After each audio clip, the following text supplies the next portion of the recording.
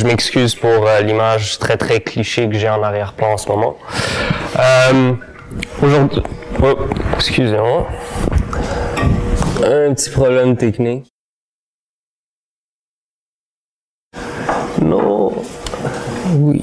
Aujourd'hui, je vais vous parler un petit peu de pourquoi s'intéresser à l'étude de l'intelligence. Pourquoi moi je m'intéresse à l'intelligence artificielle plutôt que les neurosciences, alors que les deux sujets traitent de l'intelligence, mais de façon différente. Ça va être une partie plus métaphysique, plus abstraite. Et par la suite, je vais rentrer plus dans du concret, du pratique, en faisant une petite introduction au réseau de neurones, aux techniques de réduction de dimension. Je vais en présenter deux en particulier, l'ACP, qui est l'analyse en composantes principales, et TSNE, qui veut dire T-Distributed Stochastic Neighbor Embedding. Et je vais conclure. Avant de commencer, je dois vous avouer que malgré le fait qu'il me fait un immense plaisir d'être parmi vous aujourd'hui, la création de cette conférence m'a stressé un petit peu pour deux raisons. La première, c'est bien sûr parce que je vous estime beaucoup et je veux faire une présentation qui vous plaise. Et la deuxième raison, c'est à cause de mon sujet. Comme j'ai écrit dans la description de cette conférence, l'intelligence artificielle, c'est un terme dont on entend énormément parler, peut-être même un peu trop des fois. C'est un terme où on entend beaucoup parler dans les médias. Il y a énormément de superflu qui entoure ce terme. Et puis, je peux comprendre que certains d'entre nous puissent en avoir marre d'en entendre autant parler avec autant d'enthousiasme. Alors, je me suis dit, OK, comment est-ce que je peux faire une conférence sur l'intelligence artificielle qui vous plaise? Et là, je me suis posé la question, pour quelle raison est-ce que des étudiants en mathématiques, vous, s'intéresseraient à l'intelligence artificielle? Et là, j'ai pensé longtemps à cette question et je trouvais pas trop de réponses au début jusqu'à ce que j'ai l'illumination que moi-même, je suis un étudiant en mathématiques. Donc, ça serait peut-être une bonne idée de partir de pourquoi moi, je m'intéresse à l'intelligence artificielle. Et la raison, c'est pour mieux comprendre l'intelligence. Pourquoi est-ce que je m'intéresse à ça? J'ai décidé de faire un petit tableau comparatif entre les mathématiques et l'intelligence pour essayer de voir s'il y a des similarités entre ces deux domaines qui font que j'aime tous les deux. Ce que j'aime des mathématiques, c'est que c'est vrai ou c'est prouvable, dans le fond. C'est que c'est rigoureux. On est exact dans ce qu'on fait, dans nos travaux, puis dans nos démonstrations.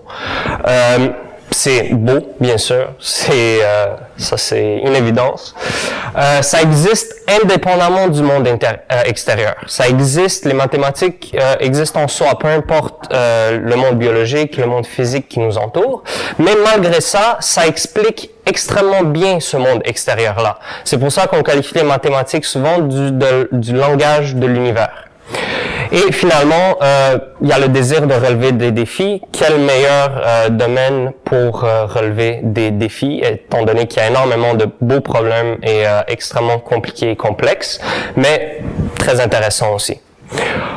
Pour ce qui est de l'intelligence, si on pense à l'intelligence, la première chose qui me vient en tête, moi personnellement, c'est quel est le système qui nous permet d'avoir cette faculté-là?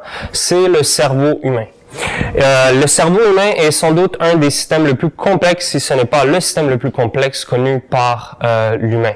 Donc ça me semble comme un très beau défi à aller explorer, c'est de comprendre ce système-là et la faculté d'intelligence.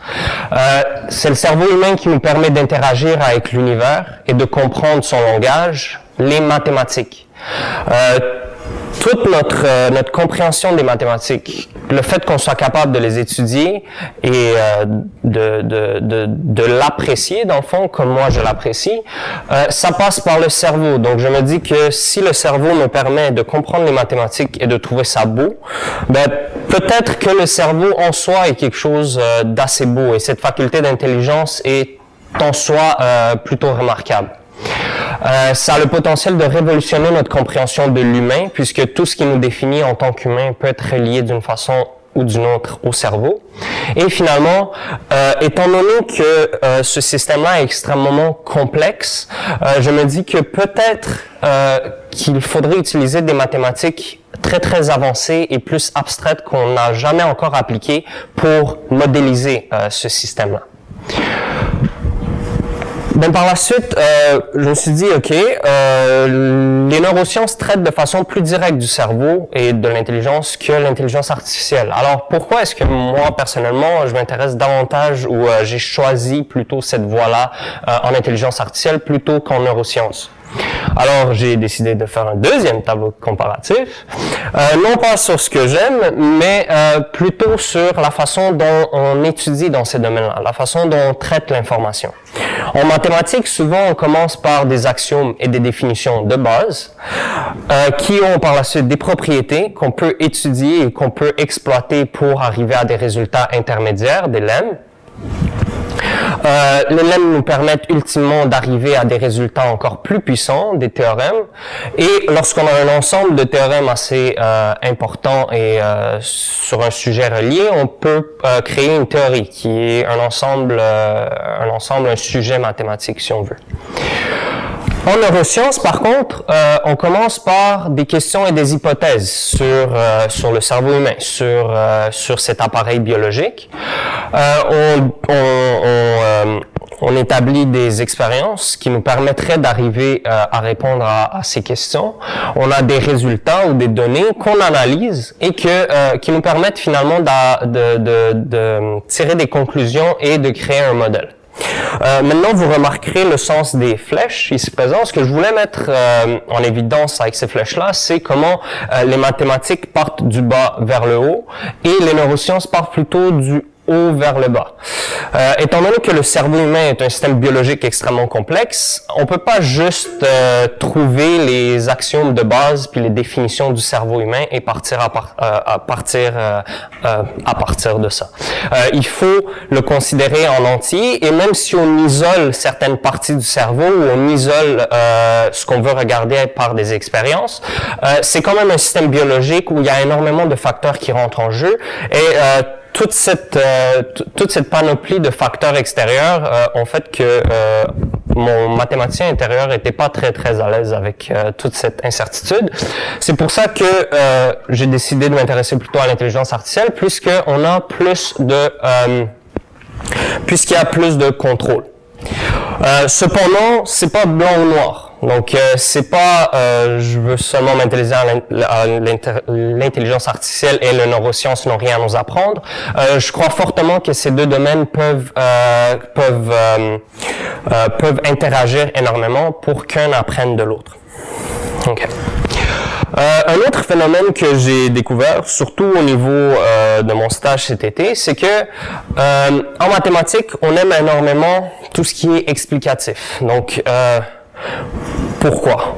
Parce qu'un théorème qui n'a pas de preuve, qui n'est pas expliqué, il n'y a pas une très grande utilité en général. On va chercher à démontrer pourquoi quelque chose est vrai et on va pas juste assumer des choses ou définir quelque chose sans se questionner sur pourquoi est-ce que c'est vrai.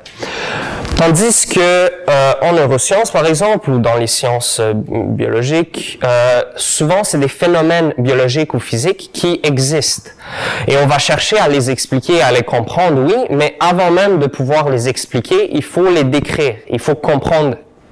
Il faut voir ce qui se passe pour éventuellement être en mesure de le décrire. Et ça, je dois vous avouer que j'ai eu de la difficulté avec ça au début, étant donné qu'en mathématiques, on a toujours tendance à tout expliquer, à comprendre pourquoi chaque chose se passe, alors que la science dans ce domaine est pas assez avancé, on n'a pas encore une assez bonne compréhension de tout ce qui se passe pour qu'on puisse expliquer clairement chaque petit détail. Alors des fois, on se contente de décrire ce qu'on voit, d'essayer d'expliquer, sans pour autant savoir tout de suite si c'est vrai ou pas. Donc, maintenant je vais passer à la partie un petit peu plus théorique. Qu'est-ce qu'un réseau de neurones artificiel? Le fondement, si on veut, de l'apprentissage profond. Un réseau de neurones artificiels, c'est en soi une série d'opérations mathématiques qui sont effectuées sous une certaine structure, donc avec une certaine architecture particulière. Ce que je vous montre ici, c'est une neurone artificielle. Comme on peut voir, il y a des entrées, x1, x2 jusqu'à xm. Il y a des paramètres associés à ce neurone qui sont entre autres les poids ici, qui signifient un peu l'importance que la neurone accorde à chacun de ces entrées. On va multiplier chacune des entrées qui a une valeur numérique par son poids et on va sommer le tout. Et puis, des fois, il y a ici aussi un paramètre qu'on appelle un biais, qui est dans le fond juste un scalaire qu'on soustrait. On va donner ce résultat à une fonction qu'on appelle d'activation, qui est souvent non linéaire, et qui va nous donner finalement la sortie du neurone. Oui. Ça, c'est une structure très, très simple, mais c'est la base et c'est le fondement de même les modèles les plus complexes en intelligence artificielle. Si vous comprenez ça, vous comprenez une grosse partie de ce qui se passe. Parce que après, il s'agit juste de combiner des unités comme ça pour avoir un réseau. OK? Donc, ici, chacune des cercles représente une neurone et les neurones sont connectés. Dans un réseau comme celui-ci, on a les entrées au départ ici. Ensuite, on a une première couche de neurones qu'on appelle cachée et la sortie de cette couche-là est utilisée comme entrée à la prochaine couche. Et c'est pour ça qu'on parle souvent d'apprentissage profond parce qu'il y a plusieurs couches. Donc, c'est profond, tout simplement. Et puis ici, bien sûr, il y a une sortie. Il peut aussi y en avoir plusieurs. C'est pas fixé. Par la suite, c'est sûr que si on veut qu'un réseau de neurones accomplisse une certaine tâche, qu'il soit biologique ou artificiel, il faut l'entraîner. Nous-mêmes, avant qu'on soit bon en mathématiques, il faut pratiquer. Mais comment le faire pour un réseau artificiel? Ben, tout simplement, on a des données qu'on appelle d'entraînement. Donc, on a un résultat attendu, qui est dans ce cas-là Y, et on va avoir des entrées associées. Donc, nous, on sait qu'on a ces entrées-là et qu'on a cette sortie-là qui est désirée. Par exemple, si on veut classifier des images et qu'il y a des chats et des chiens, on va avoir une image en entrée et le résultat attendu, c'est une classification que nous, on connaît. Donc, cette image-là, c'est un chat. Je veux que à la fin, le résultat soit un chat. Donc, il va falloir qu'on change les paramètres du réseau de neurones de façon à ce que Y chapeau, qui soit le résultat estimé, convienne le plus possible au résultat attendu, Y. Pour ce faire, on va quantifier l'erreur entre Y chapeau et Y et on va chercher comme vous devez bien vous en douter, à faire une descente de gradient sur cette erreur-là en fonction des paramètres. Donc, c'est juste une descente de gradient et la règle de la chaîne qu'on applique. On va dériver l'erreur en fonction du résultat de la fonction d'activation, qu'on va multiplier par la dérivée de la fonction d'activation en fonction du résultat de la sommation, et donc on va multiplier ultimement par la dérivée partielle de cette somme par rapport à chacun des paramètres. Puis ça va nous donner le gradient de l'erreur qu'on va pouvoir descendre, entre guillemets. On va faire varier les valeurs des paramètres de façon à réduire l'erreur. Et ça encore, donc, ça c'est pour une seule neurone, mais le principe reste exactement pareil pour un réseau de neurones. C'est ce qu'on appelle l'algorithme de rétropropagation du gradient ou backpropagation. Maintenant, je vais vous parler d'un type de neurone d'un type de réseau de neurones qui est un peu plus spécifique, sur lequel j'ai beaucoup travaillé cet été, c'est les réseaux de neurones récurrents. Pourquoi récurrents? C'est parce que, contrairement aux réseaux de neurones de tantôt, qui peuvent avoir l'air de ça, les réseaux récurrents contiennent des connexions entre les neurones de la même couche. Donc, vous remarquerez qu'ici, tout ce qu'on voit, c'est des flèches vers l'avant, toujours qui vont de la gauche vers la droite. Dans les réseaux récurrents, ce qu'on va avoir, c'est des couches, des flèches qui vont d'une neurone d'une couche à un neurone de la même couche. Et ça, c'est schématisé par l'image ici en haut, où on voit que la sortie de la couche A revient en entrée à la couche A. Bien sûr, on peut pas utiliser cette information-là tout de suite. Ça va se faire de façon séquentielle. Donc, si on défait le réseau à travers le temps, à chaque période de temps, donc à t est égal à 0, t est égal à 1, t est égal à 2, ainsi de suite, on va avoir une entrée qui peut être une image, par exemple. On va la donner à la couche va donner un résultat, une sortie qui va s'appeler H0, et ce H0-là va aussi être transmis à la couche elle-même au temps prochain. Donc, ce sont des systèmes qui sont extrêmement dynamiques, ce sont comme des équations différentielles discrètes. Ça ressemble davantage au cerveau humain, puisque dans le cerveau, tout ne se passe pas simultanément. Il y a bien sûr une notion de temps. C'est extrêmement rapide, oui, mais il y a tout de même cette notion-là de temps. C'est très bon pour traiter des séquences d'informations. Mais ça peut être difficile à s'entraîner parce que lorsque cette chaîne-là devient très très longue, ta multiplication de gradients dans ton algorithme va faire en sorte que ton gradient va soit descendre vers 0, soit exploser vers l'infini. Et ça peut avoir un comportement chaotique. Une chose, un terme important à retenir, c'est qu'un état d'un réseau récurrent, c'est la sortie, c'est l'activation de ces neurones. Donc, un état, c'est le H0 ici. À un temps précis, l'état d'un réseau contient tout simplement toutes les activations de ces neurones. Donc, si on considère ça comme une observation, un état, c'est une observation contenant plusieurs variables, chaque variable étant l'activité d'une neurone. Mon travail cet été, ça a été en grosse partie étudier les caractéristiques des états internes du réseau, qu'on appelle aussi activation ou représentation interne, dans les réseaux récurrents, pour pouvoir répondre à des questions assez générales, comme comment que le réseau implémente une certaine tâche, comment est-ce qu'il arrive à compléter une certaine tâche. Est-ce que les caractéristiques de la tâche sont visibles dans les états du réseau? Et comment est-ce que les caractéristiques du réseau arrivent à influencer ces résultats? Donc, c'est des questions assez larges, mais qu'on espère pouvoir répondre en étudiant les états internes du réseau. Ce qui nous amène à un terme utilisé beaucoup en apprentissage machine puis en sciences des données, c'est la malédiction de la dimension.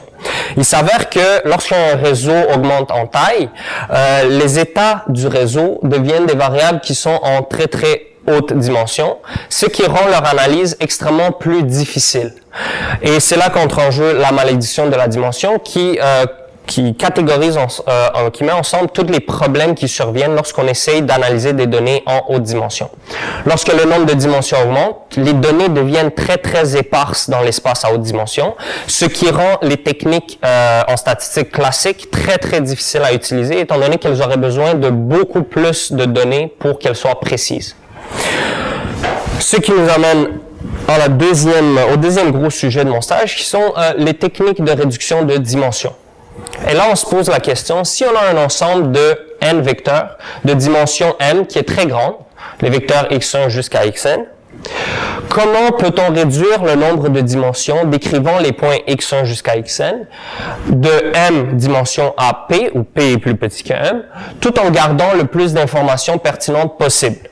Maintenant, vous réaliserez qu'information pertinente, c'est un terme extrêmement large. En fait, ce qui est une information pertinente dans un certain problème ne va pas l'être dans l'autre. Donc, les techniques utilisées vont dépendre énormément du contexte et aussi des données qu'on possède. Je vais vous présenter donc deux techniques aujourd'hui de réduction de dimension. La première étant l'analyse en composantes principales, l'ACP, qui est sans doute le grand-père de toutes ces techniques-là, étant donné que c'est une des premières techniques. Elle est relativement simple, mais elle est tout de même extrêmement puissante et ça reste une technique très très utilisée aujourd'hui. L'idée derrière l'ACP, c'est de trouver les directions dans l'espace qui expliquent le maximum de variations dans les données. Et par la suite, on cherchera à exprimer les données en fonction de ces axes. Ces axes, en fait, ça va représenter, on va trouver des nouvelles variables qui sont des combinaisons linéaires des anciennes variables. Et on va chercher à projeter, on va chercher à décrire les données dans ces nouvelles variables. L'ACP est basée sur grand X, qui est la matrice des données, tout simplement, où chaque ligne est une observation et chaque colonne est une variable. Si on prend l'exemple des états internes du réseau, chaque ligne va représenter une observation, donc un état à un certain temps, et chaque colonne va représenter l'activation d'une neurone en particulier. Et on se base aussi sur la matrice de covariance, où l'élément en IJ de cette matrice-là va représenter la covariance entre l'activité de la neurone I et l'activité de la neurone J. La formule qui décrit la covariance, c'est ça ici. Dans le fond, c'est une mesure de à quel point est-ce qu'une variable s'éloigne de sa moyenne lorsque la deuxième variable s'éloigne de sa moyenne également. On va estimer cette matrice-là par l'équation suivante, donc où xt c'est la matrice des données et m c'est le nombre de dimensions. Et à partir de cette matrice-là, on va être en mesure de la décomposer en vecteurs propres et valeurs propres. Et une fois qu'on a fait ça, ce qui est important, donc, c'est de comprendre, c'est que dans cette technique-là, c'est nous qui spécifions le nombre de dimensions qu'on veut avoir dans notre représentation finale. Si on veut réduire la représentation de nos points de, je sais pas, 10 000 variables à 2 pour pouvoir, par exemple, le mettre dans un graphique, alors là, il va falloir spécifier ce 2-là à l'algorithme et on va prendre les deux premiers vecteurs propres de cette matrice-là, de la matrice W. Aussi, un phénomène assez intéressant, c'est que le premier vecteur de cette matrice-là va être la direction dans laquelle on exprime le maximum de la variation dans les données. Donc, si on veut décrire les données par une seule variable, ça va être cette variable-là qui va te donner le plus d'informations, si on veut. Le deuxième vecteur, c'est le deuxième qui explique le plus de variables, et ainsi de suite.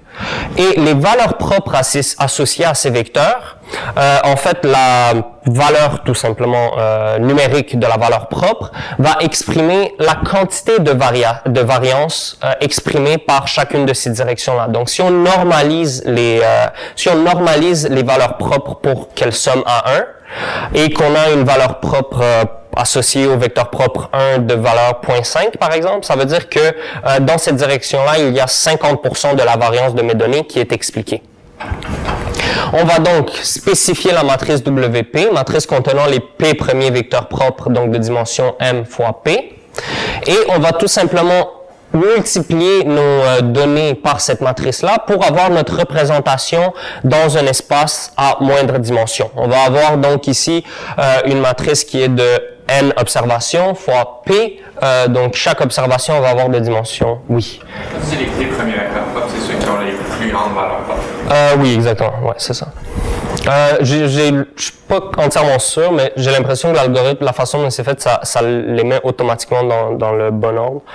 Donc, c'est ça, oui, puis j'ai oublié de le dire, mais n'hésitez pas à m'interrompre sur des questions ou des commentaires. Ouais. Donc, ça, ce qu'on fait, c'est, dans le fond, on projette les données de la matrice X sur l'espace engendré par les P premiers vecteurs propres. Pour illustrer cette technique, supposons qu'on a cet ensemble-là de points qui est en deux dimensions. Il semble y avoir une tendance linéaire entre les variables x et y. On va calculer le premier, on veut réduire la dimension de ces données-là de deux dimensions à une seule dimension. Donc, on va vouloir mettre ces points-là sur une droite de façon en gardant le plus d'informations possible. Donc, on va calculer le premier vecteur propre qui, dans ce cas-là, est celui-ci. Donc, c'est dans cette direction-là qu'il y a le plus de variations dans les données, ce qui est visible. Dans le fond, si on avait calculé le deuxième vecteur propre, il aurait été perpendiculaire à celui-ci et il aurait été dans cette direction-là. Donc, avec les deux premiers vecteurs propres, on détermine l'ensemble des données. Et ce qu'on va faire, c'est qu'on va projeter tous ces points-là sur cette direction, sur la direction du vecteur propre, ce qui nous permet d'avoir une représentation en une dimension, donc sur une ligne, de nos points qui étaient originalement dans deux dimensions. Bien sûr, on a perdu de l'information lorsqu'on a fait ce transfert-là, mais c'est plus facile à traiter parce que c'est plus simple, c'est tout simplement une ligne. Et il y a quand même une grosse partie de l'information qui est restée. Pour le deuxième exemple, je vais pas... Oui, une question. C'est un résultat sur l'optimalité de ta base de vecteurs. Donc, est-ce qu'il y a, quand tu prends 3 vecteurs, est-ce que tu as dit que ton algorithme, ça disait qu'il n'y aurait aucun autre choix de 3 vecteurs de base qui donnerait une meilleure représentation en 3 dimensions? C'est une technique linéaire. Donc, tu vas trouver il peut y avoir des meilleures représentations par des algorithmes différents qui sont non linéaires. Ça, par exemple, donc... donc ce que ça va faire, c'est que ça va trouver des nouvelles axes dans son système de coordonnées. Donc, tu as une garantie que les nouvelles axes vont expliquer le maximum de ta variance de tes données. Donc, ça, tu as cette garantie-là. Par contre, ce que tu pourrais avoir, par exemple, je ne sais pas si on crée ici. Je vais vous donner un exemple qui est comme classique. Est-ce que vous voyez ici? Ouais. Un exemple classique, c'est le Swiss Roll, qui est un set de données qui a l'air de ça ici, mais en 3 dimensions. Dans le fond, ça, c'est comme une feuille qu'on a tournée. Et donc, on peut visuellement voir, OK, c'est des données dans 3 dimensions, mais ça provient d'un ensemble de 2 dimensions, qui est comme une feuille, qu'on a tout simplement roulée par elle-même. OK? Donc, ici, ce que cet algorithme-là va faire, c'est qu'il va trouver les axes qui expliquent le plus de variance. Donc là, ça va trouver cet axe-là et celui-ci pour décrire la variance. Mais clairement, dans ce cas-ci, exprimer les données selon ces axes-là, c'est pas ce qui va être le plus utile. Et c'est là que d'autres algorithmes entrent en jeu qui vont essayer d'apprendre cet ensemble-là et de le déplier, si on veut. Des techniques pareilles sont, par exemple, ISOMAP ou des algorithmes de cartes de diffusion, mais je vais pas entrer trop en détail. Est-ce que ça répond à ta question? Correct. En fait, parce que ma réponse, c'était plus dans le sens, tu mettons, quand tu as un polynomial de Taylor, quand tu cherches au 3e terme, tu n'as aucune meilleure approximation de polynomial de degré 3 qui va représenter tes affaires. Ouais. Ma question, c'est plus dans ce sens-là, dans les projections linéaires que tu as, oui. Arrêté à un certain point, tu as le set de vecteurs optimal pour ta projection. Oui, optimal selon ton critère de variance. Donc, tu veux expliquer le maximum de variance, là, oui. Ouais. C'est ça. Il n'y a aucune autre combinaison qui va te permettre d'expliquer autant de variance. C'est ça. Le deuxième exemple que je vais vous montrer, c'est un exemple plus appliqué qui provient d'un article coécrit par Guillaume Lajoie, qui est un professeur au DMS, dans lequel ils entraînent un agent virtuel à naviguer dans une petite chambre. Donc, l'agent, c'est celui-ci. Il navigue dans cette boîte-là. Il a des sensors de distance et de couleur, donc il voit devant lui, et il se déplace de façon aléatoire. Puis ce qu'on va faire, c'est on va l'entraîner à prédire ce qu'il va observer au prochain tour. Donc, au prochain pas, on lui dit, OK, tu vas aller là, qu'est-ce que tu vas voir? Avant qu'on lui montre ce qu'il va voir. Maintenant, entre vous et moi, on est d'accord que pour coder ce genre de choses, ou juste de façon intuitive, en tant qu'humain, on sait que si on est dans une pièce, si on connaît les murs ont l'air de quoi, nos observations vont être complètement déterminées par notre position en XY et notre orientation. Donc, si on connaît la position X, Y, et c'est où qu'on regarde, on sait le mur aura l'air de quoi dans ce contexte. Cependant, cette information-là de X, Y et de θ, qui est l'orientation, l'agent ne la connaît pas. Lui, ce qu'il voit, c'est juste ce qu'il observe sur les murs, c'est tout. Ça, c'est... donc, ils ont utilisé un réseau récurrent pour faire ça. Excuse-moi. Oui. Mais lui, il enregistre son trajet. Dans le fond, c'est un réseau récurrent. Il n'enregistre pas entièrement son trajet, mais il... comme expliqué tantôt, c'est comme un système dynamique. Dans le sens, quand il a une observation, ça, c'est comme un input qu'il a au système. Et ça va faire changer son état. Donc, il va aller quelque part d'autre en fonction de ce qu'il a vu dans le passé.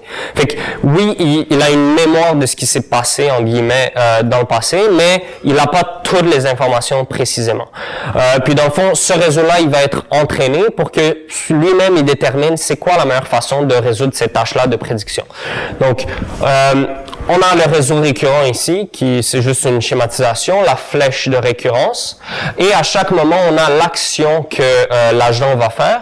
On a l'observation au temps présent. Et il faut prédire YT qui est la prochaine observation. Donc, on lui dit, l'action, c'est au temps dans le futur. Donc, on lui dit, tu vas aller là, mais on te montre pas encore ce que tu vas voir quand tu vas aller là. Qu'est-ce que tu vas voir? Donc, prédis ce que tu vas voir. Et il trouve énormément de résultats intéressants. Le premier étant que ici, donc chaque petite case, c'est une neurone. Et les couleurs sont engendrées par leur activation. Et tout simplement, la coordonnée en XY, c'est dans quelle position XY dans la chambre ici, est-ce que l'agent se trouvait quand il a eu cette activation-là. Et ce qu'on réalise, c'est que l'agent développe des cellules de lieu, comme des cellules comme nous on a dans notre cerveau, qui disent que si je suis à cet endroit-là, j'ai une neurone qui va s'activer de façon maximale. Donc, ça va être son endroit préféré. Quand je m'éloigne de cet endroit-là, elle va baisser en activation, et quand j'arrive ici, qui est très loin de là-bas, elle va plus du tout être activée. Donc, ça, c'est une structure qu'on remarque naturellement dans les cerveaux humains, dans les cerveaux animaux, et sans avoir entraîné spécifiquement l'agent à faire ça, il le développe intuitivement, directement. Par la suite, cette image-là est plus complexe. Ici, on a utilisé la technique de l'ACP, donc analyse en composantes principales, pour illustrer les états internes du réseau. Donc, pour expliquer un peu cette image, la position, donc chaque point sur cette image, chaque point sur ce nuage de points, représente un état intérieur du réseau. Donc, initialement, chaque point contenait autant de variables que de neurones, mais on a utilisé la technique de l'ACP pour réduire le nombre de dimensions nécessaires pour exprimer cette information, de façon à avoir cette représentation-là qui est en 3 dimensions. Okay. Et la couleur de chaque point, c'est en fonction de la coordonnée en XY de la chambre originale, donc ici, XY, qui a engendré cet état-là. Donc, pour vous montrer, ça, supposons que ça, c'est la chambre originale et que, donc, à travers le temps, l'agent, il commence ici et il finit dans le blanc. Quand il va être dans cette position-là, il va avoir une activation donc bleue, si on veut, quelque part ici. Ce qu'on peut observer de cette image, c'est que les activations neuronales sont très, très corrélées avec la position XY. Donc, le réseau arrive automatiquement à réaliser par soi-même qu'il a besoin d'attribuer beaucoup de variations à ses états intérieurs, à décrire la position en XY. Ce qui, pour vous et moi, est quelque chose de totalement compréhensible, comme on a dit tantôt, étant donné que XY décrit entièrement notre observation.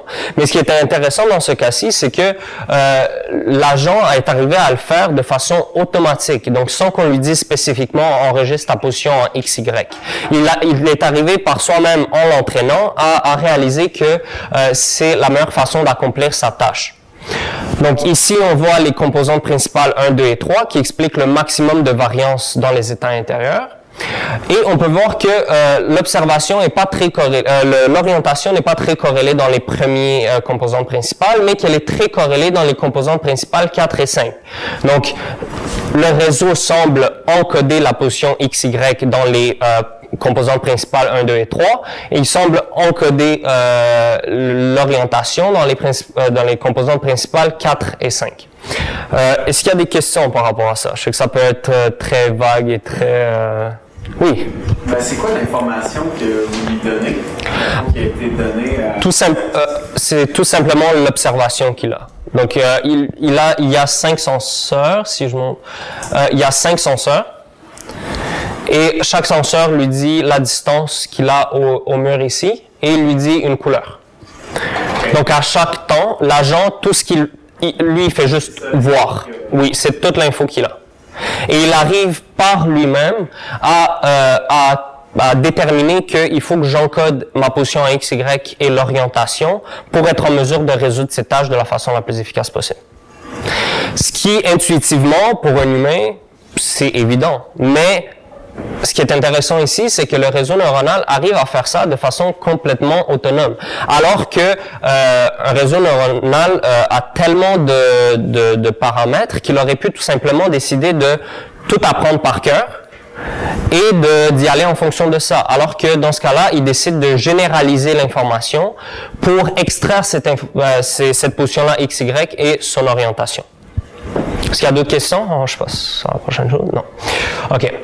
La deuxième technique dont j'aimerais vous parler aujourd'hui, c'est T-Distributed Stochastic Neighbor Embedding, TSNE, en cours, qui est une technique, contrairement à l'ACP, qui est très, très récente et qui est extrêmement puissante et très, très utilisée. L'idée derrière cette technique, c'est d'établir 2 distributions de probabilités qui sont basées sur la proximité entre les points.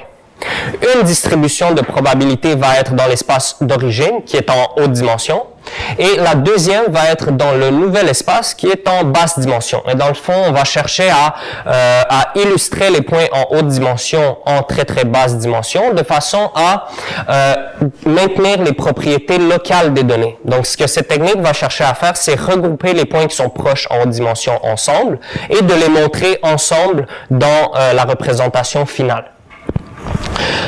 La façon de faire ça. Supposons qu'on est dans l'espace à haute dimension et que ça, ce sont des points à très très haute dimension.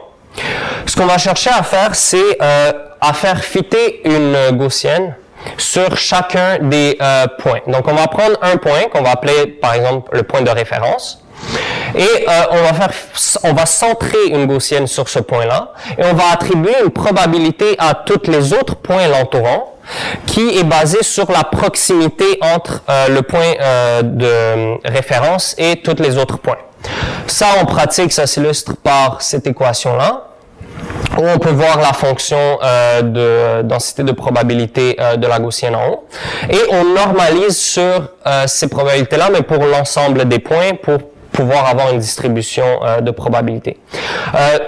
C'est sûr que ici, il faut comprendre que c'est un modèle mathématique pour essayer de retirer cette intuition-là de proximité-là entre des points.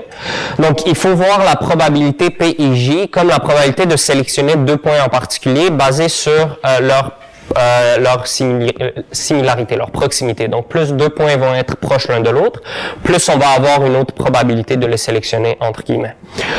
Cependant, en pratique, c'est pas tout à fait ça qu'on fait.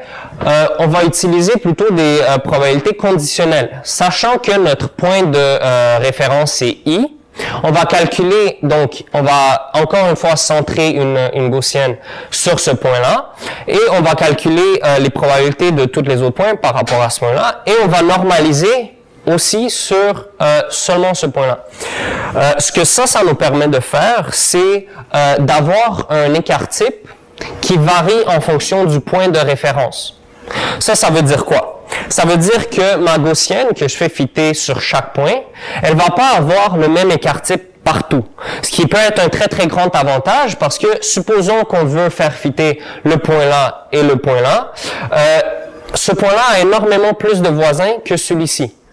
Donc, on aimerait un algorithme qui soit capable de déterminer que ici, un point qui est proche il y en a énormément beaucoup. Donc, on va vouloir sélectionner ceux qui sont très, très proches pour distinguer de ceux qui sont, si on veut, dans les parages, alors que celui-ci, il n'y a aucun point proche, donc on veut pas que tous les autres points ont une probabilité, si on veut, presque nulle d'être associés à ce point-là. Donc on veut garder en tête cette information-là de densité des points dans notre graphe original. Est-ce qu'il y a des questions par rapport à ça? OK. Ultimement, cependant, ce que ça amène, c'est que la probabilité d'aller de ce point-là à ce point-là ne va pas être la même que la probabilité d'aller à ce point-là à ce point-là. Donc, on va vouloir symétriser cette information par l'équation suivante où on va poser PIJ est égal à P de J sachant I plus P de I sachant J, puis on va normaliser sur l'ensemble des points pour, encore une fois, avoir une distribution normalisée de probabilité sur nos points. Dans l'espace à basse dimension, par contre, ici j'ai marqué 2 et 3 parce que T-SNE a été développé comme une technique de visualisation avant tout. Donc, on va chercher à projeter dans des dimensions 2 pour pouvoir faire un graphique ou 3 pour avoir une représentation en 3 dimensions. On va faire fitter une loi de Student de 1 degré de liberté plutôt qu'une gaussienne. Et la raison pour laquelle on cherche à faire ça, c'est que la loi de Student, elle a des queues beaucoup plus lourdes que la gaussienne, donc elle retombe à zéro beaucoup plus rapidement. Pourquoi est-ce qu'on aurait besoin de faire ça? Oui, est-ce que... D'accord. Les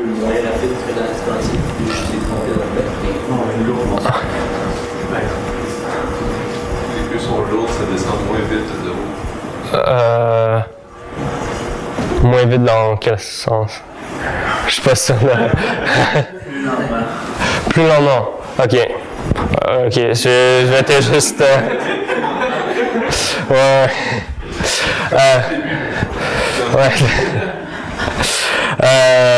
Ouais, OK. Donc, c'est ça. Donc, ça va être une distribution T. Pourquoi est-ce qu'on cherche à faire ça? C'est que... si, par exemple, on veut avoir un... Si on a une représentation en haute dimension, ici, la dimension c'est 2, donc on a tout simplement ces 3 points-là, et on cherche à maintenir, si on veut, les rapports entre les distances. Donc, on veut maintenir cette distance-là et cette distance-là, mais on s'en fout un peu de la distance entre ces 2 points-là. Puis on veut réduire la dimension de cette représentation de façon à garder ces distances-là locales. On peut le faire de façon très très simple, de la façon suivante. Et c'est ce que T-SNE va essayer de faire. Cependant, comme vous pouvez voir, la distance que ça prend pour illustrer tous ces points-là vient de grandir. Et c'est la même chose lorsqu'on augmente les dimensions de notre espace original. Plus on a de dimensions, plus la distance dans la représentation à basse dimension va être grande entre les points. La loi de Student va nous permettre de rapprocher les points dans la distance, dans la représentation finale à ce niveau-là. Et faut comprendre que ces points-là sont initiés à l'origine, ils sont initiés à l'origine ou de façon aléatoire dans le fond, parce qu'on va optimiser nos points en fonction de, pour faire fitter les deux distributions de probabilité. Donc, on va vouloir que nos deux distributions de probabilité soient le plus similaires possible. Donc, on veut que notre espace en haute dimension ressemble le plus possible à notre espace en basse dimension, qui ici est la même chose. Pour ce faire, on va utiliser la divergence de Kullback-Leibler, qui est une mesure de la dissimilarité entre deux distributions de probabilité. Donc ça va être comme notre erreur qu'on va chercher à minimiser. Et on va la minimiser en fonction de quoi? On va la minimiser en fonction de nos points QIJ qui sont dans la représentation finale. Donc, nos points originaux, ils restent tels quels et on va chercher à bouger ces points-là de façon à minimiser ça pour faire concorder les deux distributions finales. Pour illustrer cette technique, je vais utiliser un exemple de ce que j'ai fait dans mon stage, qui est d'étudier les caractéristiques des états internes d'un réseau récurrent de neurones. Dans le cadre de la tâche de classification SMNIST. S, pourquoi? C'est pour séquentiel. MNIST, c'est tout simplement un set de données compris d'images telles que celle-ci, qui sont de 28 pixels par 28, dans lequel chacune contient un chiffre écrit à la main. Et dans le fond, la tâche revient à recevoir une image en entrée, puis à déterminer c'est quels chiffres ont sorti. Pourquoi ici c'est séquentiel? Parce que c'est un réseau récurrent. Donc ce qu'on fait, c'est on donne une ligne de pixels à la fois, et on s'attend à ce que lorsqu'on donne la dernière ligne de pixels en bas de chaque image, la classification soit faite. Donc on va commencer par la première ligne en haut. Il va y avoir des états qui vont être calculés, et ainsi de suite. Ce qu'on observe en utilisant la technique T-SNE, c'est que dès la 4e ligne, donc quand on est encore en haut de l'image, où pour la plupart des images, il n'y a que des points noirs, il y a une classification qui commence à se faire, puisque le système isole dans ses représentations intérieures les images ayant des chiffres 6. Maintenant, c'est pas toutes les chiffres 6 qui sont isolés, mais certaines d'entre elles, le réseau semble savoir très très tôt dans la classification que ces images-là sont des 6. Par la suite, à la 7e ligne, où on est encore très loin du milieu, on est comme au quart environ, la classification se fait davantage. Donc, les points les images qui étaient originalement pas très bien classées, le réseau commence à les séparer. Donc, elle commence à séparer les 6. Ensuite, il y a une certaine catégorie où le réseau semble hésiter entre un 6 puis un 2, par exemple. Ici, le réseau semble hésiter entre des 8, des 7 et des 9, et ainsi de suite. Et on voit que cette classification-là, elle devient de plus en plus pointue au courant de la séquence, pour ultimement donner cette classification-là qui est à la dernière à la dernière ligne, et où on peut voir que chacun des groupes de chiffres est extrêmement bien défini. Bien sûr, il y a certains points qui sont mal classifiés parce que le réseau arrive pas à une précision de 100%, mais il arrive à une précision de environ 94%. Pour conclure, l'intelligence artificielle, ce qu'il y a d'intéressant, moi je trouve, c'est de mieux comprendre l'intelligence, et c'est un domaine qui permet d'avoir plus de contrôle, qui, je trouve, se rapproche peut-être un peu plus des mathématiques, mais qui, en même temps, est différent. Par contre, l'intelligence artificielle puis les neurosciences, je crois qu'ils bénéficieraient énormément d'avoir des mathématiciens qui décident d'étudier dans ces domaines pour trouver des modèles et étudier tout ça. Et finalement, donc, les techniques de réduction de dimension pour l'analyse de données décrites par beaucoup de variables sont relativement efficaces, en particulier aussi pour les données de neuro. Et ça peut permettre de voir des relations dans les données qu'on serait incapable de voir sinon, et ça permet d'affiner notre intuition par rapport à nos données. Merci beaucoup. Est-ce qu'il y a des questions?